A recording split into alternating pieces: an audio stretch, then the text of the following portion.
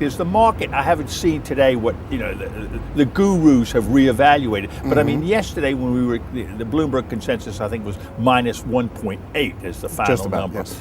They were saying, well, Q2 could be 3%. Well, let's just say if they're still just expecting 3% to 3.2% in Q2, well, all of a sudden this will be even a more dramatic improvement since the number finally came in at minus 2.9. So the simple fact is you saw the dollar come under some pressure, but you saw very strong buying in the equity markets. And again, the bond market saying, well, it means that the Fed Reserve is truthful, that we probably won't get any kind of rate hike till probably late 2015, early 2016. Okay. So then that's a very important point. So, or rather 2 points. On the one hand, the U.S. economy, the U.S. economic recovery is for real. Yes, it is. That's critical.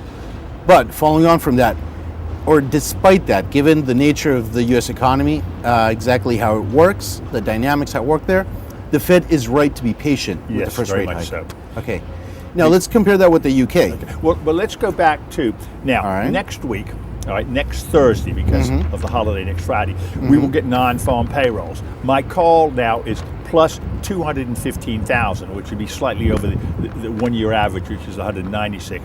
We could see a drop of 6.2. Now, one of the things, and we talked about this earlier, was there are still probably 400,000 plus potential, people looking who've just given up. Okay, now. Even if the economy starts to improve slightly, we were talking about, what happens, with the potential of U.S. exporting oil. Well, if this Keystone LX comes in, this could be several 100,000 jobs near term. So the potential is there. And again, the equity markets are looking at the potential of disenchanted workers being able to come back looking for jobs.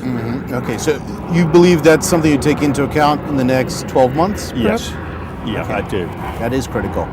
That's extremely important. Thank you. All right, we'll follow on from the XL pipeline, this entire oil theme. Yeah. Iraq. Yes. Medium-term implications for the price of oil, for Brent, but in particular, you made a, how would I say this, an analogy before the interview for OPEC, XL pipeline, U.S. exports of oil.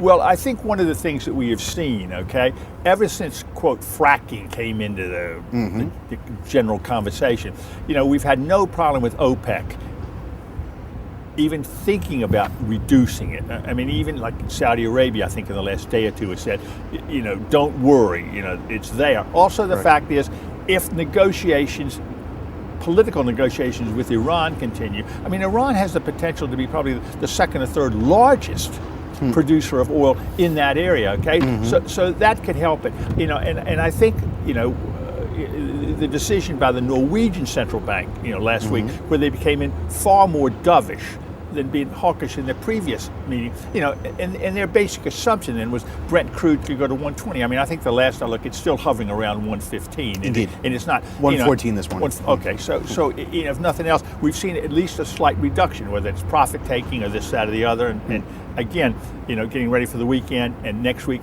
we have a long weekend, with both U.S. and Canada being closed next Friday. So, it's a situation where, I guess here in the UK, we're not following the World Cup anymore, but we're now into Wimbledon. Okay, so the medium-term prospects for oil for Brent are more or less under control? Yes, I think so.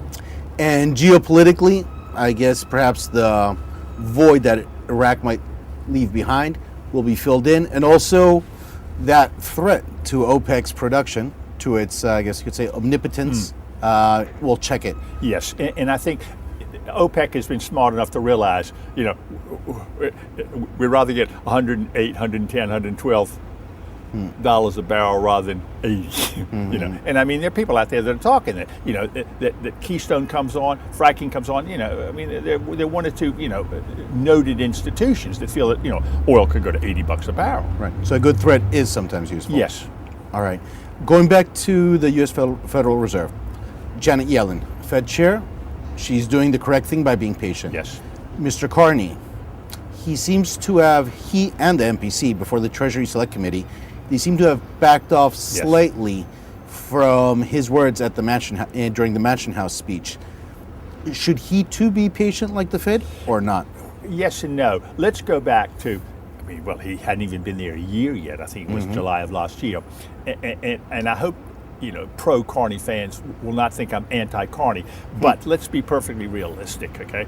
Being governor of the Bank of Canada is slightly different than being the Bank of England, okay? We're talking about, an economy unto itself, because remember, so much of the Bank of Canada's direction comes from its southern neighbor, okay? And they just sort of act or react. So I think he's growing into the job.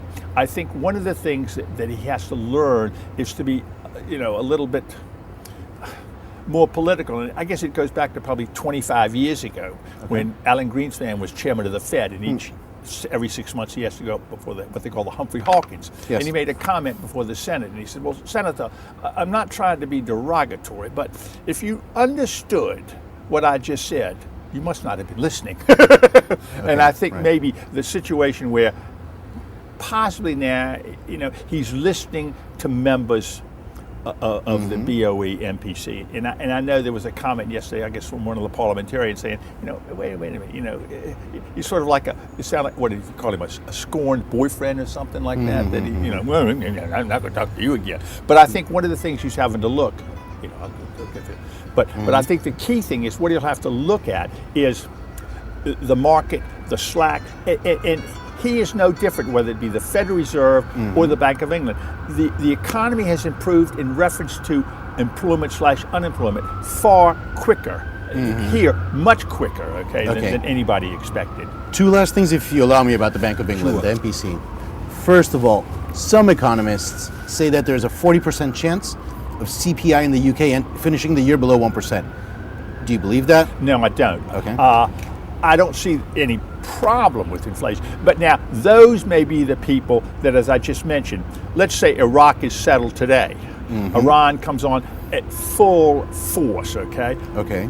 OPEC then we could have, and as I say, maybe it goes back even early part of this year. I mean, there were one or two major institutions, well-known institutions. We're talking the real possibility with deflation being the problem now, where we could see oil well below, finishing the year well below, like in the 85 to 90 bucks a barrel. Okay? Well, that would totally be deflationary rather than inflation. Now, also one of the things we mentioned earlier is that, let's just say, and the market now is still implying, I think, 60-ish% probability of a November hike, or no, 90%, 60% probability. Now that may have changed in the last day or two because of the data. But what is wrong with the Bank of England saying, well, we are going to start raising rates in November, but what's wrong with 10 basis points? Does it have, just because, it's been 25 basis points since, King Canute was around in 4000 BC. What's wrong with 10 basis points? What's wrong with 15 basis points? Or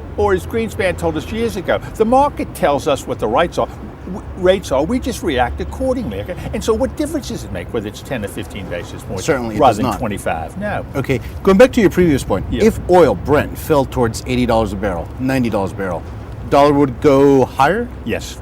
Okay, interesting. Also, the BBA, Yeah. British Bankers Association, 2 days ago, they put out a statement more or less telling Carney that don't rush into anything. Are they right?